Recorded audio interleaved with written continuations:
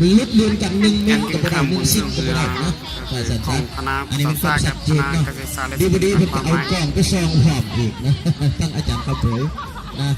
แม่นแล้วเนาะผู้ปฏิบัติตามกฎระเบียบและกติกาของเพื่อสวงมหาวิทยาลัยชีวานุวงศ์ในวางออกอย่างเข้มงวดเพื่อบริหารการเอารัดเอาเปรียบซึ่งกันและกันเนาะ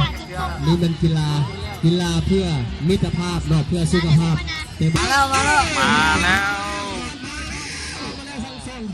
ลำเรือคณะเกษตรศาสตร์และภาษาศาสตร์กำลังสู้กันมาเพื่อนว่าเอาสูสีกันมา1-2เอาเกษตรศาสตร์ตอนนี้ก็ยังฮักเพลงกันอยู่ภาษาศาสตร์เกษตรสู้ดีเกษตรสู้ดีบสู้กันได้แต่พยายามไปให้เร็วที่สุดสู้กันได้เลยเอาตอนนี้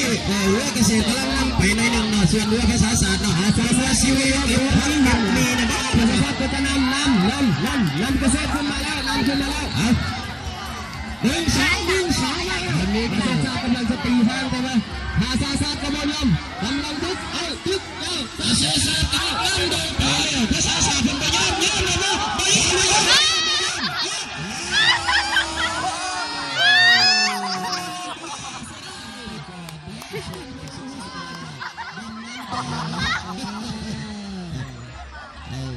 เงือจุกน้ำเลย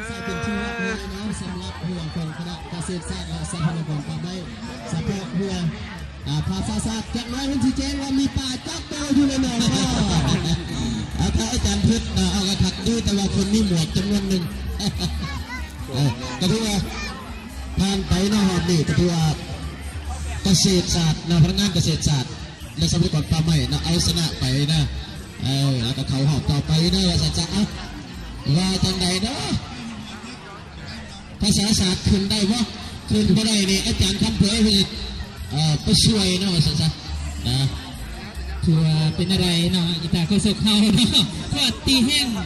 แทรกน้ำกว่าเพื่อเนาะไปเย่งเนี่ยพักคนเรามีพี่ก่อนนะพี่นึกว่าเป็นน้ำป่าอยู่นะเป็นอะไรเอามาหายใจพวกเกี่ยวกับทาเซ็ตให้สำหรับครูอาจารย์ภาษาศาสตร์นะก็เท่านี้ก็อุบัติเหตุนึงแบบ5 เล่มมาไปฝึกกับครูหลายนะจุดลงไปซึ่งครูที่น่าสนใจพ่อแม่พี่น้องครูกำลังจะปล่อยออกมานี่ได้เป็นการพบกันระหว่างนักศึกษาวิจิตรศิลป์เนาะจะพบกับนักศึกษามา7/5สั่งชีวิตมา5ได้พ่อแม่พี่น้องเนาะโอ้ยนี่กำลังเต็มเปี่ยมมาแท้ๆพ่อแม่พี่น้องเลยเนาะคือว่าครูนี่ห้ามคุณครูทุกลูกก็ว่าได้ดอกเทวดาก็นำเข้าเบิ่งดูสำหรับครูนี่ครูเก่งต่อไปของนักศึกษาเด้อ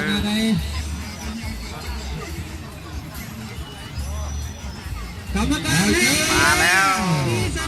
ปล่อยมาแล้วเอาเพิ่งว่ายังบ่ได้อยู่7/5หรือว่ามาแล้วตั้งไฟตั้งแสงตั้งไฟตั้งตีแห้งแสงขึ้นมาแล้ว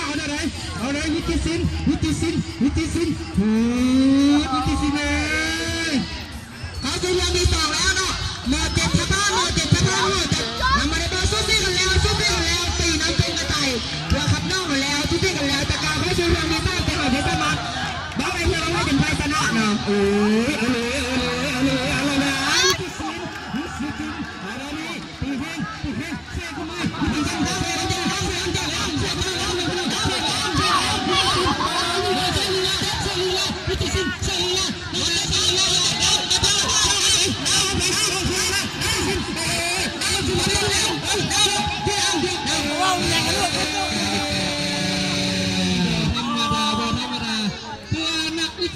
ศึกษาวิจิตรศิลป์ต่อโซลิล่าสันเด้อยืดไปสันนะเปิดท้ายเลยพ่อแม่พี่น้องเนาะเพื่อเบิ่งว่าถ้ามีพวกซิงนี่จะเป็นอย่างไรสบายเอาแน่นอนนักศึกษาวิจิตรศิลป์โดยเฉพาะนายถ่ายเนาะธรรมดาแท้ๆพ่อแม่พี่น้องการให้สัญญาณการลูกนี้มาแล้วเพื่อตั้งคันตั้งบุกตั้งคันตั้งเส้นที่เที่ยงมาแล้วให้พันใจไว้พันตาสำหรับผู้นี้เอาไว้พน้องเพื่อเดี๋ยวนี้ทำงานที่เที่ยงแซงมาแล้วแซงได้อยู่บ่ทำงานแซงได้อยู่บ่ทำงานนี่มาแล้วพ่อพี่น้อง ที่สร้างแล้วเนาะสู้ที่กันมาแล้วสู้ที่กันมาแล้ว เบิ่งบอกบทึกเลยท่านผู้ชมบ้านเป็นผู้ใดจะเป็นผู้ดีเลยค่ะแต่ตอนนั้นในเรื่องนี้ สู้ที่กันมาแล้วสู้ที่กันมาแล้วสู้ที่กันมาแล้ว